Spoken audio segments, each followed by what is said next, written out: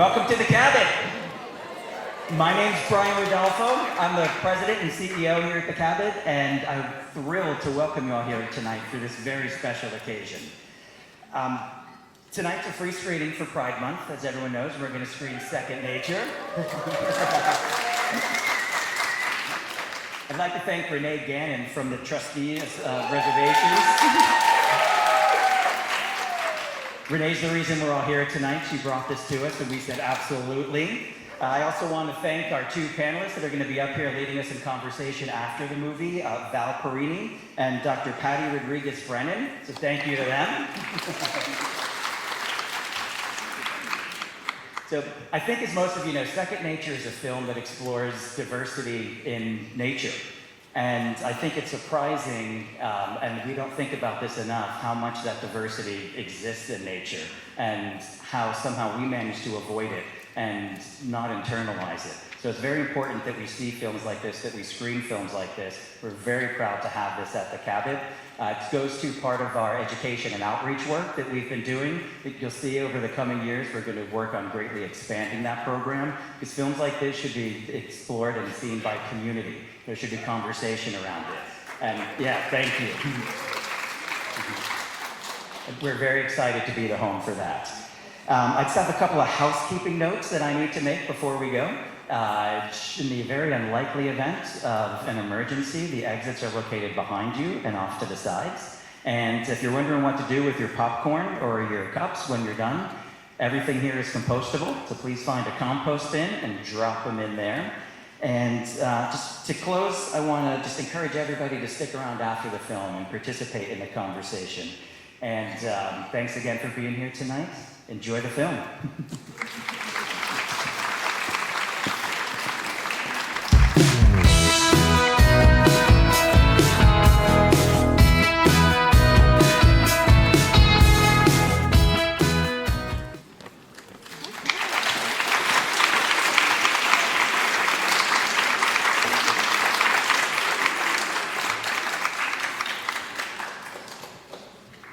Hello, everyone. Thanks so much for coming. My name's Val Perini, and I'm the Regional Education Manager on the North Shore for the trustees. And yeah, so excited to be here. And I want to thank the Cabot Theater for hosting us tonight for that amazing movie.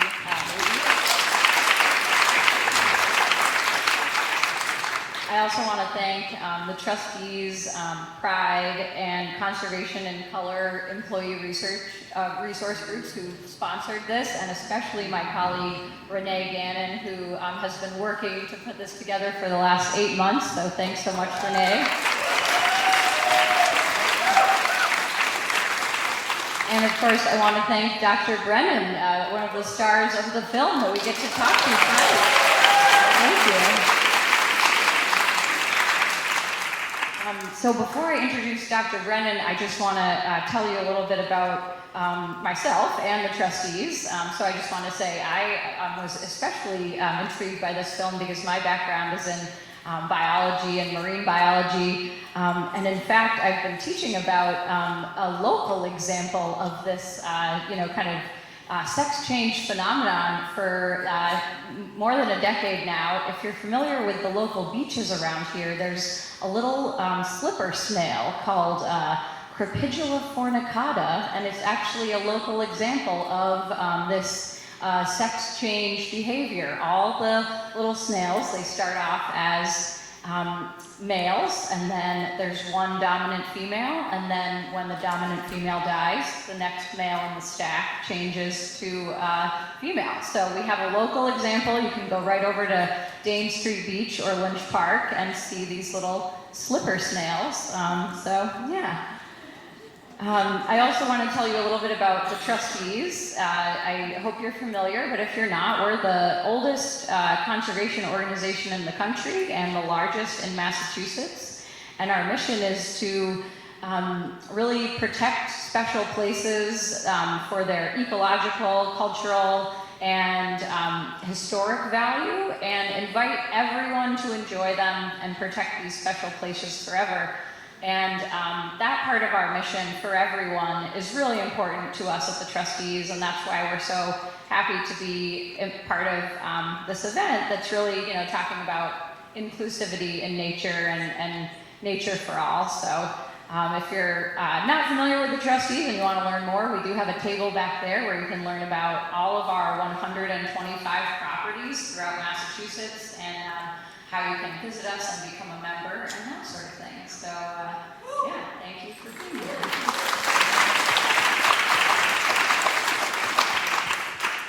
So enough about me and the trustees. I want to introduce Dr. Brennan. And Dr. Brennan is, Dr. Patricia Brennan, Patty, is a evolutionary biologist who studies specifically genital evolution, as you heard about in the film, and sexual conflict in vertebrates. She completed her BS in marine biology, me too, in her native Colombia, and she worked on board the RV Odyssey, a marine mammal research vessel in the Galapagos Islands. Then in 2005, she completed her PhD at Cornell University's Neurobiology and Behavior Department, where she studied the mating behavior of the great tinamous.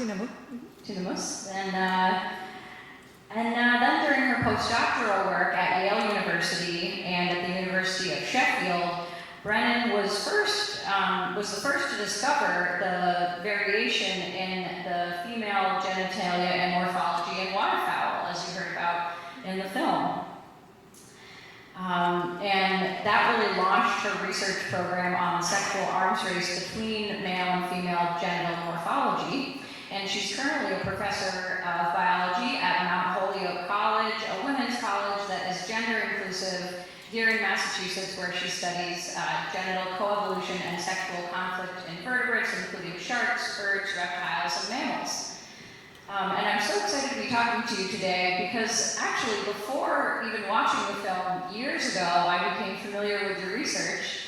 And it was when I was in graduate school, and my lab mates and I were so intrigued by your study of the waterfowl genitalia, and so much in fact that we had one of your scientific papers posted on the wall in our lab. Oh, wow. Yeah. So when I heard I got to interview you, I texted my friends from grad school. They said, "Oh my gosh, guess what? I get to interview the duck penis researcher." I know, that's amazing. I love that story, Val. Thank you. Well, thank you. And I think the reason we loved your research so much is because it reminded us as scientists why we do this, why we're intrigued by the natural world. Because if you approach your science with curiosity and openness, you can make these brand new discoveries like you have, and you can really move us forward in terms of how we understand the natural world and how we as humans can interact with it. So thank you so much for bringing that curiosity and wonder to your work. Thank you so much. I really appreciate that. And thank you so much, Renee, for the invitation and for putting this event together. I'm so thrilled to be here. I'm a long-time member of the trustees, and I love you guys so much. It's such a phenomenal organization. Well, thank you. So we are going to take some questions from the audience. And so if you have a question for Dr. Brennan, you can raise your hand, and we have a microphone that we'll bring over to you. And if folks need a little bit of time to, let things simmer and think of a question, we could start with a question from me. So yeah, let's do that, and I'll let you all, think about if you have any questions.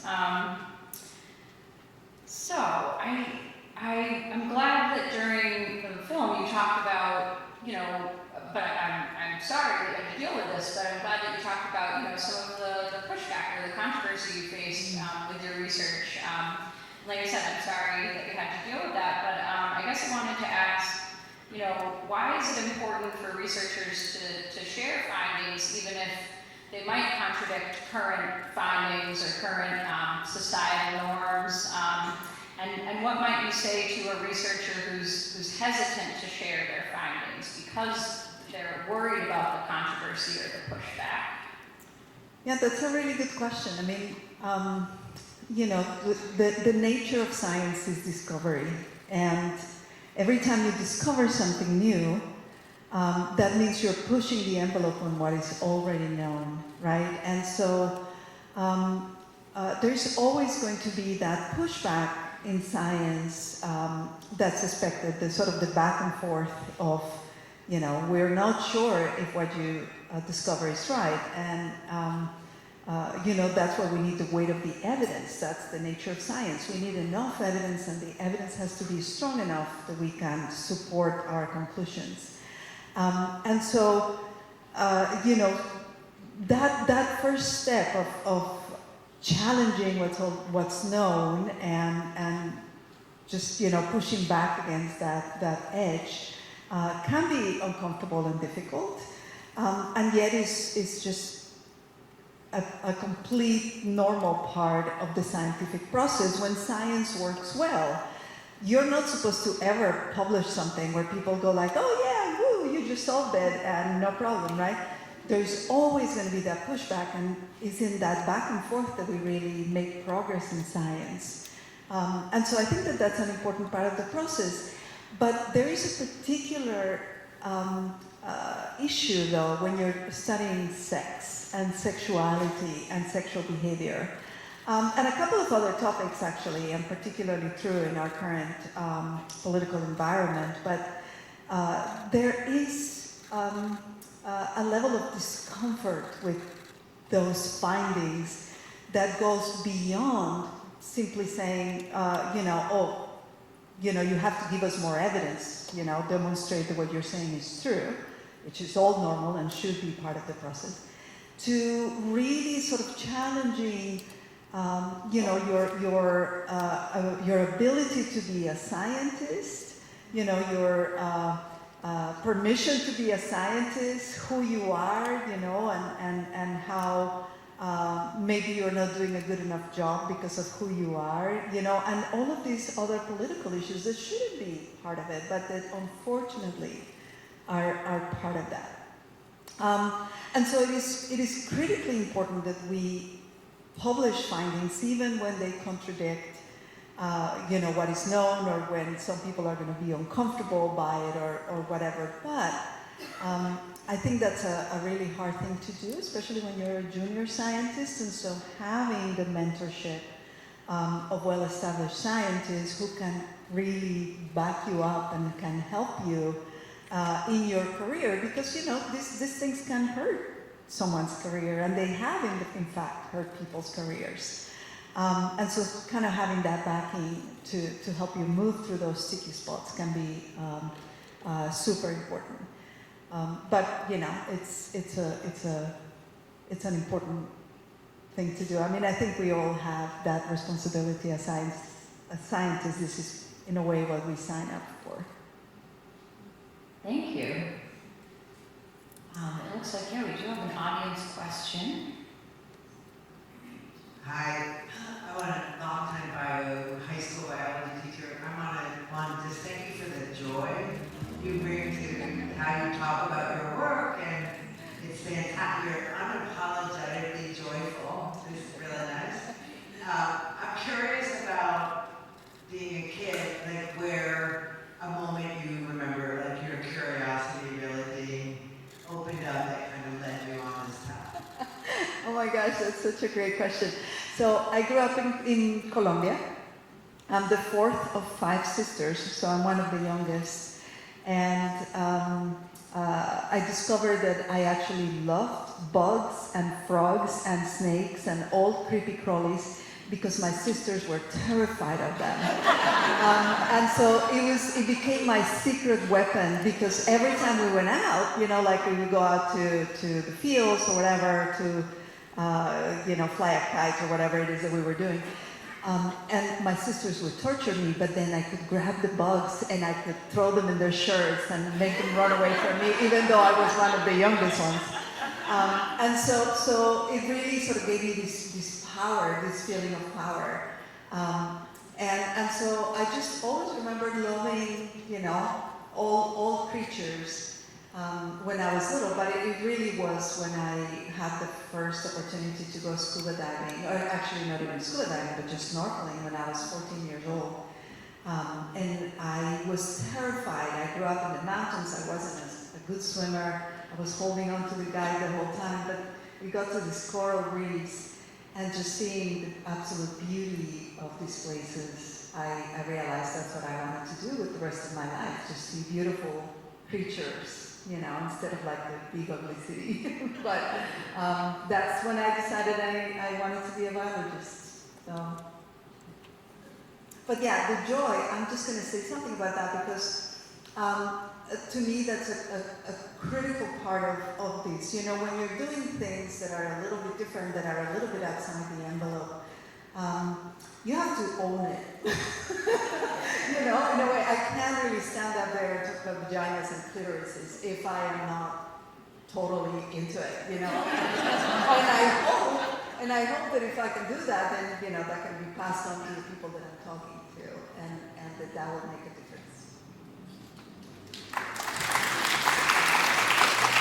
Yes, and thank you for, you know, pushing the envelope in that way, because I think it helps us all be more comfortable talking about it and learning about it and finding joy in it. So thank you. Yeah, I mean, I think I often tell my students, like I read an article in the New York Times when they were talking about how women don't talk to their doctors about, you know, medical problems they may have with their vaginas and their sexual health, and they won't talk to the doctors because they're embarrassed. And when I read that, I just could not believe it. I was like, how can you be embarrassed to talk about your genitalia to your doctor? You know, like if you can't do that, like what are we doing? It just seems like these conversations of being comfortable about talking about sex and sexuality is just such an integral part of being a body in this world that we should just all be comfortable with it and talking about it. Absolutely. Yeah. Another audience question? Yes. Hi. I'm curious to know if you or any of your colleagues do any work on reproductive endocrinology or understanding where we can learn from the animal world in terms of unique family building opportunities for humans and how we sort of continue to work on the science in that. So, yeah, it's a big question. It's a big question, and it's a huge field, my goodness. I mean, reproductive endocrinology is a huge field. Yeah, a lot of people study hormones, and you know, their effects in behavior, their effects in physiology. It's a really tricky one as well, where, you know, some of these binary ideas that we were discussing in the film have been perpetuated in a negative way, you know, like the idea of testosterone as the male hormone and estrogen as the female hormone, and all of these, you know, crazy testing of athletes and all of that stuff that's based on huge misunderstandings of what actually goes on in the bodies. Again, because we tend to highlight sort of like the main narrative and not really discuss the diversity. And especially when it comes to hormones. Hormones, the difficulty is that it's not just the hormone and the level of the hormone that individuals may have in their bodies, but it's also the receptors that they have and what can they do with those hormones and the cycles that go on, you know, and it's not just females, you know, everybody's like, oh, females, they're hormonal. Well, males are super hormonal because their hormones change on a daily basis, not even on a monthly basis. So, you know, there is a lot of these misunderstandings that are tricky because hormones really mediate a lot of what we do and a lot of what our bodies do, but they do that at a very individual level. So it's a really difficult field, and yes, there are lots of people studying these questions and trying to understand, you know, a little bit better what the effects of hormones are and how do we use that, you know, to our benefit. Thank you.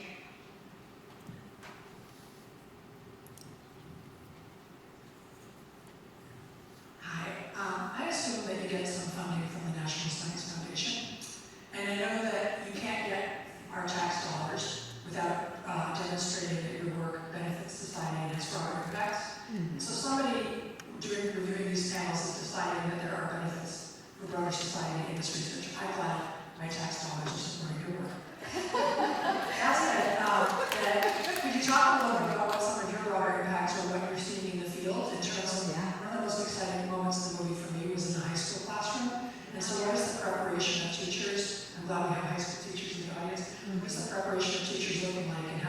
rethinking or thinking in broader ways about how we're teaching young minds about this kind of content? Absolutely, that's such a good question. And one of the first things I'm going to say is that right now, if I was talking to you 3 years ago, it would be a completely different conversation. But right now, I'm sure that some of you must have seen it. There was a list of words in grants that you cannot even say, literally. And those words include diversity, female, equity, sex, like words that I would never get a grant with these current restrictions because it would just not be possible, right? And so I think that the conversation now has changed dramatically in this aspect, and I hope that things will get better. But I will tell you that many NSF grants, like for example, a grant that I'm finishing right now, it has a huge educational component. So on top of doing my research and the work of my research, part of that grant is actually to put together a class called the Diverse Biology of Sex. Where I ran a faculty group where I was talking to faculty from diverse fields, kind of trying to get their understanding of how we talk about sex in the classroom, and then putting together a class, a seminar class for students to actually learn about this diversity in an academic way, and then making those materials freely available to anybody. And so the educational component is always a huge, important component of many of the NSF grants. And of course, in my case, for example, I work at a gender diverse women's college, and so the training that goes on in my students, for example, all of those molds that you saw, the weird vaginas, we do a lot of something called 3D morphometrics, which is a fancy way of saying we quantify those weird shapes and compare them across life cycles. That requires a lot of computational understanding, which my students develop over the course of the time they work in my lab. They learn all sorts of dissection and anatomy techniques, and so all of that training of the new generation is a huge part of these broader impacts. And of course, in my case particularly, because of the work that I do, tends to have a lot of appeal to the general public. It also gets in the New York Times and The Economist, and I'm on podcasts and things like this, documentaries which are meant to educate the general public, and so that's again a huge component of the broader impacts of the research. Well, sign me up for that class. That sounds great. Yeah. Oh, it's an awesome class, my gosh, so fun.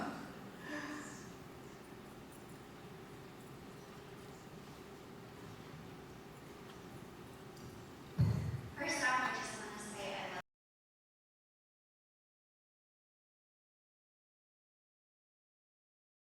I actually have 2 questions. The first one is similar to theirs about if you were able to keep your funding. If I'm able to what? Keep your funding. I have, I was so worried because when this administration started, I had 2 years left on my grant, and I was absolutely certain it was going to get canceled, and it somehow flew under the radar. So, and it's coming to an end. Like August is like my last month of financing, and then I'm done. So I think I made it through. So far, but I don't have super high hopes that I'm going to be able to get a new grant right now. That's the stuff part of it. I'm still going to apply, because I'm going to force people to say vagina and clitoris in public. But I don't expect I'm going to get it. My second question is, I didn't know that about male birds, that you said the majority of them don't have penis. How is that possible? I know, isn't that sad? We're little birds, I feel bad for them. No, seriously, that's interesting because I was at Cornell at that time, which is where the lab of ornithology is. So this is like, all the ornithologists are concentrated there. And I had never heard anything about bird genitalia. And because of course their penises are inside their cloaca. It's not like you see the penis like you see in many other animals. And so I had no idea. I hadn't thought of it. But I was studying these great moves for my PhD, and when I saw them mating and I saw this giant thing hanging off the male cloaca, I almost had a heart attack. I was like, is that a penis? Like, do birds have penises? Like, why isn't anybody talking about it? And I realized that when I went back from the field, nobody was talking about it because nobody was doing any research on these. And the vast majority of birds are like all what we call the neo-aves. So like all of your little backyard birds, all the seabirds, pigeons, everybody, they don't have penises. And the only ones that do are the ducks and some of the galliforms, right? Like chickens and quail and those guys. And then the paleognates, which are things like ostriches and rheas and kiwis, the sort of very ancient birds. And so really, it seems to be the case that they've lost the penis. And so then that's the interesting evolutionary question is, why do you lose the penis? Don't you need it? We actually don't have a good answer to that question. There are a couple of possibilities. One, it might be that it may have been favored because of sexually transmitted diseases, because birds have a cloaca, but they also have higher body temperature. So maybe they're more prone somehow to getting these sexually transmitted diseases. So that may have been a reason why they lost it, but nobody really is studying it, and so we just don't know. So how do they reproduce? No, it's something called the cloacal kiss. I know, I didn't make up the name. I don't know that I would call it a kiss, but they just basically, they touch their cloacas really quickly. And what's interesting though about the loss of the penis is that the female, because the male doesn't have something to stick in the cloaca, the female has to really be super receptive, so she has to open up her cloaca to take up the male sperm. So in those birds without a penis, these forced copulations don't happen because the male just can't force himself on the female because she has to be fully cooperative. So it's possible that that might be another reason why the penis was lost, is through a process of female choice for males that could not manipulate their reproduction. I kind of like that idea. Yeah, I love the idea that what you said in the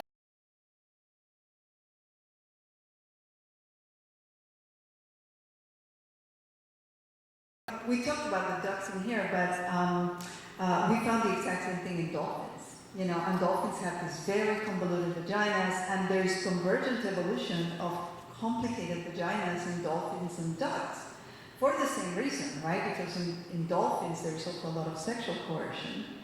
And so, it seems like these adaptations in the females to be able to control her own sexuality have really come up over and over. Yeah, evolution is amazing. That's super cool. Another audience question? Hi, thank you so much for being here. It's such a treat to just have you in person and answer all these amazing questions. As I was watching the film, I was really struck by language choice by a lot of the scientists and really contemplating my own very deeply ingrained human superiority. And I was curious if you have had an evolution of your worldview or just how you do this work, talking about other species when you're having a very human experience, where we can just put emotion and all these other social structures on our daily life. So I'd just love to hear your thoughts on that. Oh my gosh, that's such a good question because it is constantly evolving, right? So first of all, I'll say something because I think it's important. Like I was saying, oh, waterfowl are gay, right? I actually have no idea if waterfowl are gay. They certainly demonstrate a lot of same-sex sexual behavior, right? But I actually don't know their sexual orientation because I can't ask them, right? It's the same thing that happens with the primates.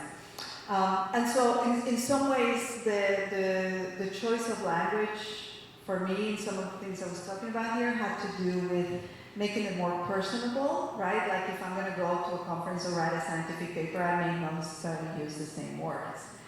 But it's kind of like, because this is a movie for normal people, so I'm like, let's just talk like normal people. And so that's one thing. But the other thing I'll say is that absolutely, I mean, my own view has evolved tremendously in the time where I've been doing it, since I started doing this. You know, I certainly had I didn't start this research.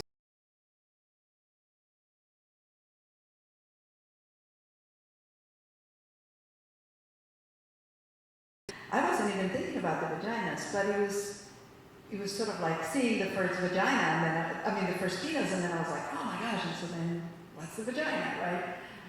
And I think I had a quote in the New York Times where I said, you know, you need a garage to park the car, which is exactly what I was thinking at the time. I'm like, okay, you can't have an enormous penis like this without something happening in the female.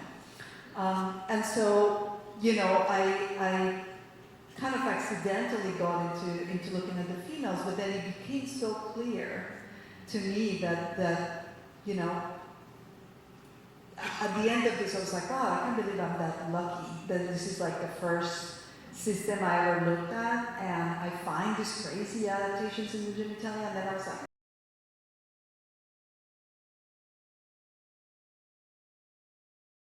and that is exactly what I'm finding, is that it's everywhere and nobody's looking. And the ducks are not super weird. You know, every place we look, genitalia, they are bizarre, and the males are doing weird things, and the females are doing weird things, and everybody's doing weird things. And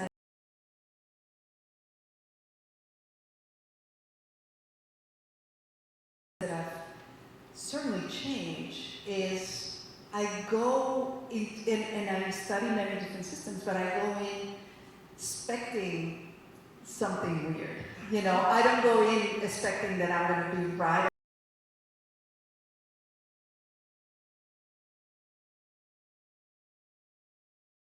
I'm going to find, you know, I'm just keeping my eyes open, because I think that that's part of the problem with this, the science that has surrounded a lot of this is, you know, if you're looking for evidence of, say, for example, the binary, right, male, female, well, you're going to find that evidence, right? But if you're looking for evidence of diversity, well, you're going to find that too, right? Because we don't see what we're not looking for. And so keeping that sort of open mind about looking at the world, I think, is certainly been a big change for me, because that's not how most scientists are trained. You're trained to like have your hypotheses ahead of time and look for these things in a very specific way.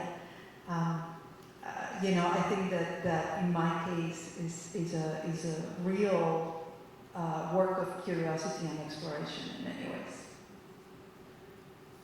Yeah, and thank you for being so open. I think I really felt that when I was watching the film, and you know what you just said. You know, I think that openness to discovery is really important. And also thank you for making science communication a priority. You know, not all scientists do that, and would, you know, make a film about their work like this for the normal folks. You know, and so thank you. I think it really is helping advance this knowledge, you know, that has kind of been obscured.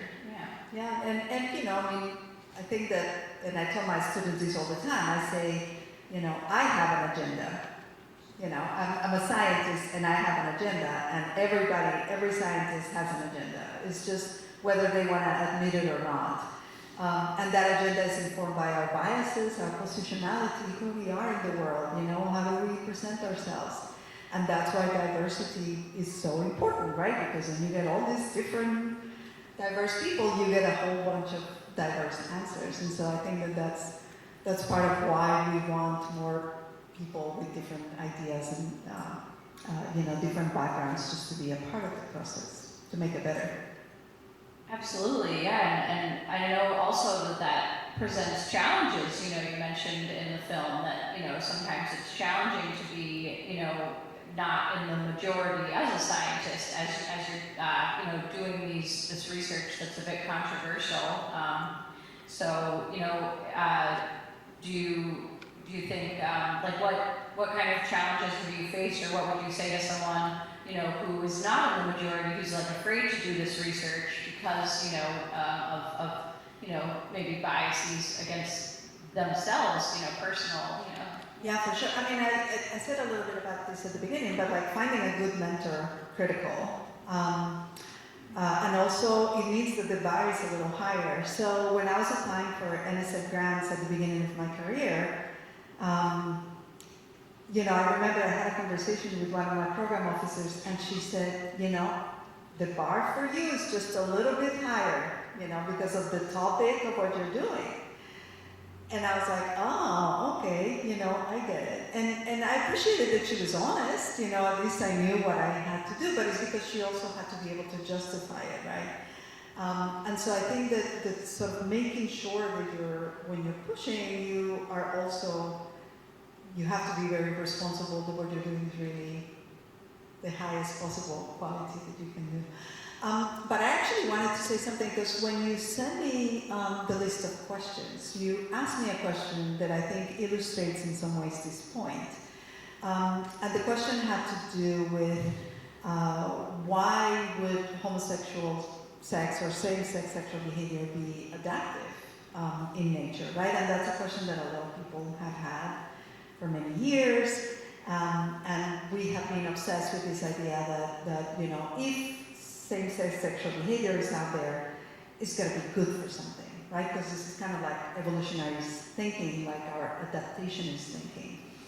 And people have come up with all sorts of hypotheses, right? So have you guys heard, for example, the idea that, it's because same-sex, or in the case of humans, gay people, take care of their relatives, right? They take care of their nieces and nephews, and so even though they're not having babies themselves because they're gay, they're not interested in having heterosexual sex, that they, are helping to provide for their close relatives, or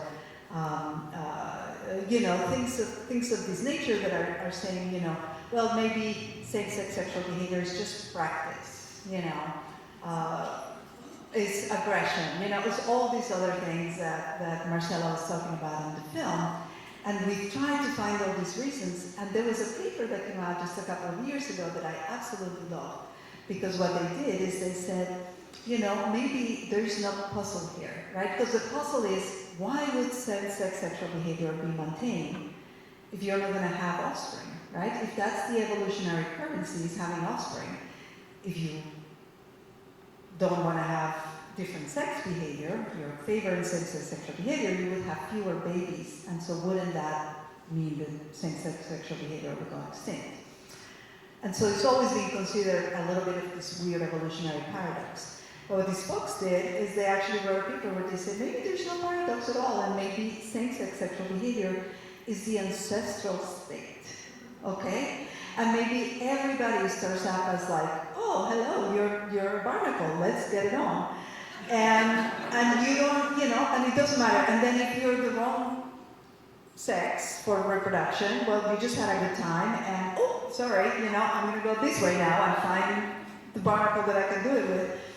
And basically that the same-sex behavior is just the way in which we get more matings in nature, period.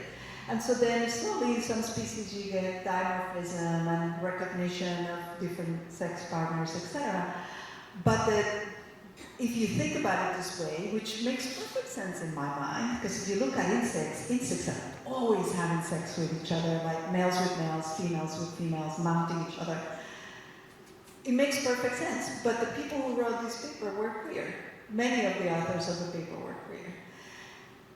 And that paper would not have been written in the same way if it wasn't a bunch of queer scientists saying, this is really a puzzle, let's figure it out, And so I think that that's a perfect illustration of how we move these ideas forward, right? And so now there are people who are taking this theory and testing it when we see same-sex sexual behavior, and then we might actually be able to get some data to see if this is a viable evolutionary hypothesis. But it might be the same-sex sexual behavior. It's not an evolutionary puzzle, and it's just the ancestral state, which I think is really cool. Wow, yeah, thank you for sharing that. And yeah, it reminds me of how, in general, we as humans kind of put ourselves on this pedestal and think that the way we do things is the way things should be, right?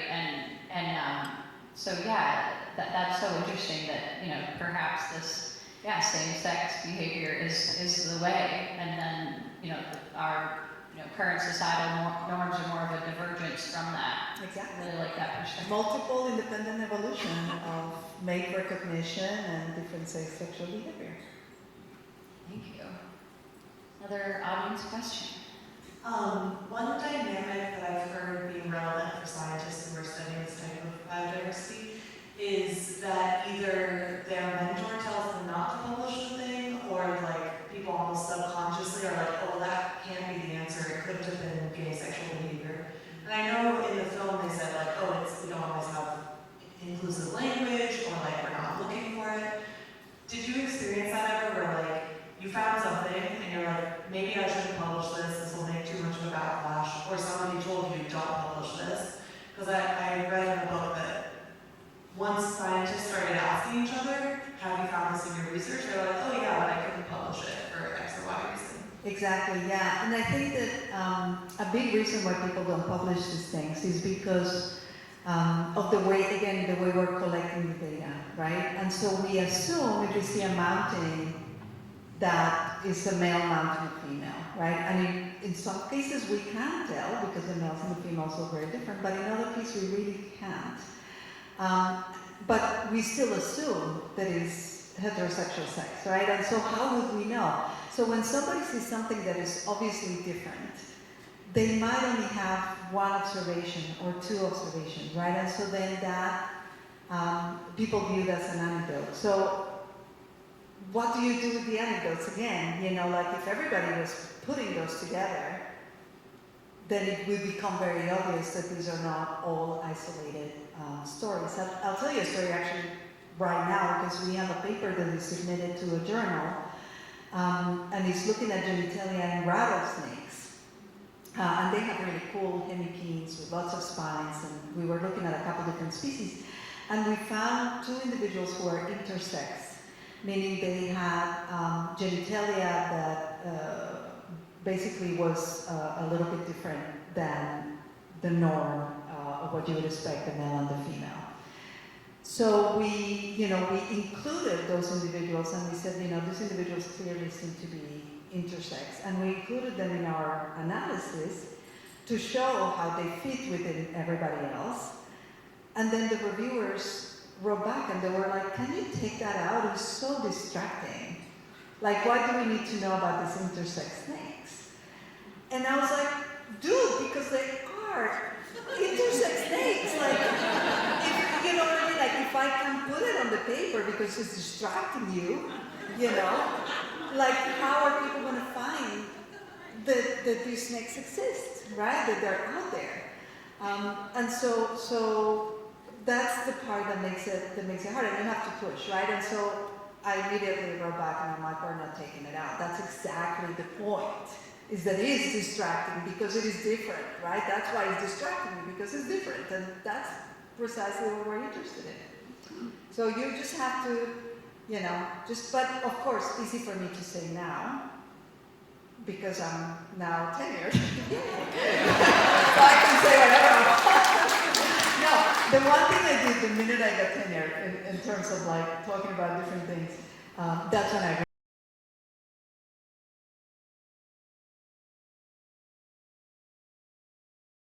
as soon as I get tenured, so now nobody can stop me.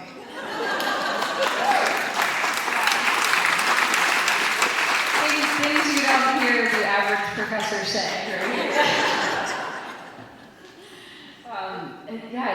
That reminded me of a conversation that I had a lot in grad school, because you do all of these experiments and you get all these like non-significant results, and none of those get published, none of the non-significant results, So how does another researcher know not to do that same study if you're not publishing the non-significant results, Exactly. And how would we know about all this diversity in nature if it's never published, So, yeah, so important. Yeah, and I'll say there's a book called Bitch, The Female of the Species, that was written by Lucy Cook a couple of years ago. And I love that book because what she does is that she takes all of these anecdotes of female behavior, right? And then she puts them all together in a book. So there are examples of things that all scientists have known for a long time, but when you see them all together in a book, it's transformative, right? Because then you're like, oh, wait a minute, you know, this weird thing with the hyenas, it's not that weird, you know? There's all this other stuff, and you see this story, like, it just makes it so obvious that the stories that we hear, that we have heard, you know, and that we were raised with are so wrong, right? When you see them all put together in their full glory, right? And in some ways, you know, the other thing I'll say is that when I think about this film, and I ask my students, because my students know all of this, by the way, because they're in Instagram and TikTok all the time, and so they're always seeing things about weird sexual behavior and whatever. So they know a lot about this, and they're very LGBTQ aware. But what they say, though, is they say, this is a film that I want my parents to see, right? Because there are people in our generation, right, who, you know, had exactly this kind of high school, you know, those of us who were lucky enough to have any kind of sexual, sex ed in school, but even in like intro bio and stuff, it was a very limited view of diversity, especially sexual diversity. So it is really kind of trying to tackle that generation who may not have been exposed to all of these cool stories, you know, like the more recent generation has. Yeah, we're grateful for this new exposure, so thank you. I think we have time for one more audience question. I think this is a short one. We're really curious over here if you have a favorite vagina and/or clitoris now that we got it out, that you discovered in the animals, and whether you've considered 3D printing them as maybe fridge magnets as a fundraiser to Oh my God.